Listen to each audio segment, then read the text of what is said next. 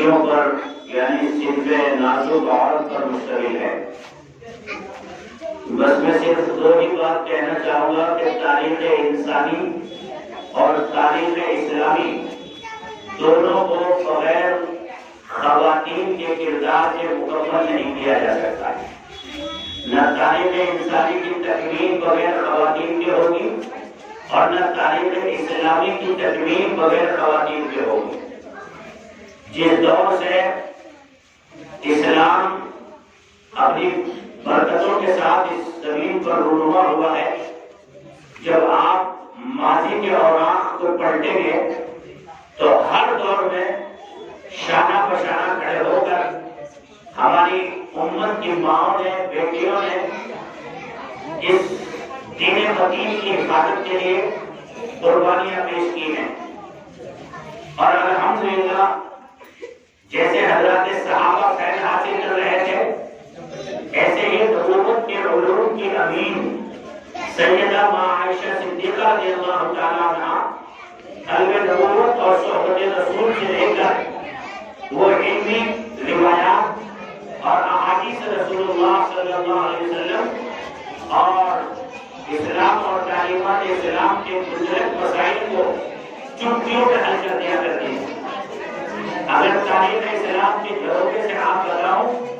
تو بڑی بڑی صحابیات ایسی علوم کی ماہر ہوئی ہے کہ زمانہ جن کی مثال دینے سے قاصر ہے، اور صرف دینی علوم میں ہی نہیں بلکہ جراحت، طب اور دیگر علوم و فنون میں بڑی مہارت رکھتی تھی۔ اس کے بعد جس وقت یورپ اسلام کے سامنے پانی بھرتا تھا اور جو آج اپنے آپ کو ترقی کا دعویٰ کرتے ہوئے نہیں سک رہا ہے، یورپ کی تاریخ کو اگر آپ پڑھیں تو اس زمین پر سب سے پہلے زیتون یونیورسٹی قائم کرنے والی ایک خاتون ہے، جنہوں نے اپنے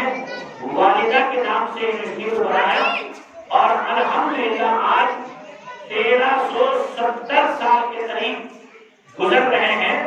اور وہ یونیورسٹی آج بھی الحمدللہ اسی ترقیات، اسی روایات کے ساتھ اپنی تعلیمی اور اپنی نالج اور ایجوکیشن کے سفر کو جاری رکھے ہوئے ہے۔ اور یہ میں اس دور کی بات آپ کو بتا رہا ہوں جب یورپ للچائی نگاہوں سے اسلام اور اسلامی تعلیمات اور اسلامی ترقیات اور اسلام کے دور حیرت کو انتہائی رشک کی نگاہ سے دیکھ رہا تھا کہ یہ کون لوگ ہیں کہ جہاں جاتے ہیں اپنے لوگوں چھوڑ جاتے ہیں۔ الحمدللہ جب وہ یونیورسٹی کے لفظ سے واقف نہیں تھے، نالج اور تعلیم اور سائنس کیا چیز ہے اس سے واقف نہیں تھے، اس وقت میں اس دنیا کے سامنے سب سے زیادہ اہمیت کے ساتھ اگر نالج کے پیغام کو پیش کیا ہے تو وہ ملت اسلامیہ نے پیش کیا ہے۔ خدا کے محبوب پیغمبر نے انبیاء علیہ السلام کی جب آپ تاریخ پڑھیں گے، کسی کو تاریخ میں چرواہا کہا گیا، کسی کو تاریخ میں حداد کہا گیا، وَأَنزَلْنَا الْحَدِيدَ فِيهِ بَأْسٌ شَدِيدٌ سیدنا داؤد علیہ السلام، حضرت موسیٰ علیہ السلام بکریاں چراتے ہیں، لیکن جس وقت میرے اور آپ کے پیغمبر اس دنیا میں تشریف لائے ہیں اور آپ نے اپنا ایک ممتاز اور نمایاں نام پیش فرمایا اور اپنا تعارف پیش فرمایا تو آپ نے فرمایا انما بعثت معلما، میں اس دنیا میں معلم بنا کر کے بھیجا گیا ہوں۔ اور کہیں فرمایا گیا بعثت لأتمم مکارم الاخلاق۔ میرے عزیز طلباء اور طالبات، بس میں آپ کو اللہ کے نبی کے اس مبارک اعلان تعارف کے حوالے سے یہی پیغام دینا چاہوں گا کہ ہمارے لیے آج انتہائی شرمندگی کی بات ہے کہ جن کے پیغمبروں کی نسبت چرواہے کے ساتھ ہے، حداد کے ساتھ ہے، آج وہ قوم اپنے آپ کو نالج کے اعلیٰ مقام پر دنیا کے سامنے پیش کر رہی ہے، اور اس نبی کی قوم کہ جس نبی کو معلم بنا کر دنیا میں بھیجا گیا، وہ قوم جہالت اور پسماندگی اور پستی کی انتہائی گہری گالوں میں جو ہے پھنستی چلی جا رہی ہے اور اپنے مقام کو دنیا والوں کی نگاہ سے گویا کہ ختم کر رہی ہے۔ میں مولانا اور اس ادارے کے بانی قاری صادق اختر صاحب، اور اس ادارے کا نام ہے، پوری اگرچہ 2-3 آیت کے برابر ہے لیکن پھر بھی لے دیتا ہوں، جامعہ گلستان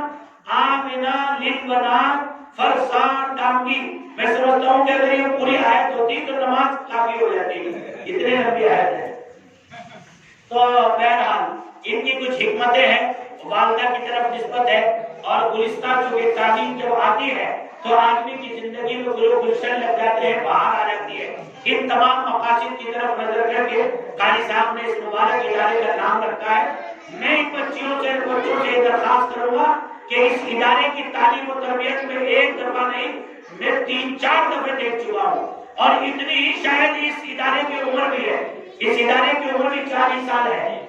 تو الحمدللہ اس ادارے کی بالکل ٹوٹ پھوٹ کی حالت تھے، اور بنیاد جب انہوں نے مجھے پہلی دفعہ مغرب کی نماز کے بعد یہاں کھیت سا تھا، کچھ بھی نہیں تھا، جب آپ نے بنیاد رکھوائی تھی تو وہ وقت بھی میرے یاد ہے. اور آج الحمدللہ اس گلشن میں یہ جو اتنے پھول کھلے ہوئے ہیں، یہ سب قاری صاحب کے بہترین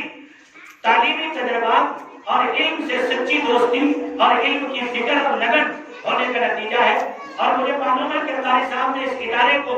یہاں تک پروان چڑھانے میں چندہ برائے نام، لیکن جو اپنی املاک ہے اور جو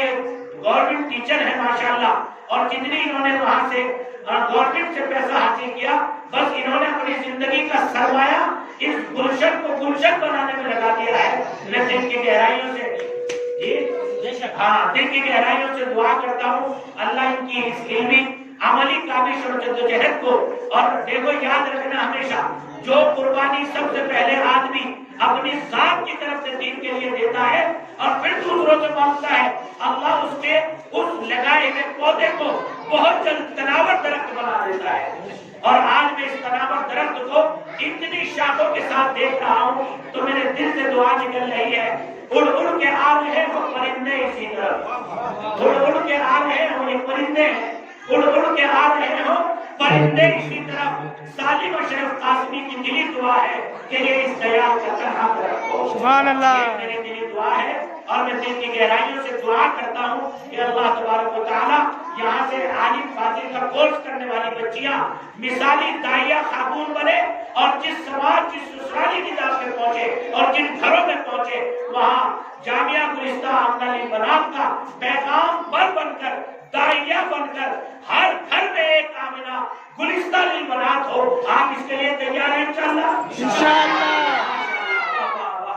اگر اس فکر کے ساتھ یہ بچے ہمارے پڑھیں گے تو انشاءاللہ بہار نہیں، جہاں جہاں اس کا پیغام جائے گا وہاں سے جہالت دور ہوگی اور علم عمل کی شمع روشن ہوگی. آج اس ادارے کی خوش نصیبی ہے کہ آج ہم نے اس ادارے کو اس حال میں دیکھا جب بنیاد رکھی جا رہی تھی، لیکن آج ہمارے سرتاج اولیاء امیر الاولیاء عارف باللہ اور سیدنا شاہ عبد القادر جیلانی نور اللہ مرقدہ کے علوم، ولایت، معرفت کے سچے امین اور جانشین عالی جناب شیخ طریقت رہبر شریعت، ہم سب کے بڑے اور ہم سب کے استاد اور ہم سب کے روحانی معلم اور مربی شیخ مکرم حضرت اقدس سید مصطفیٰ رفاعی جیلانی دعوت برکاتہ العالیہ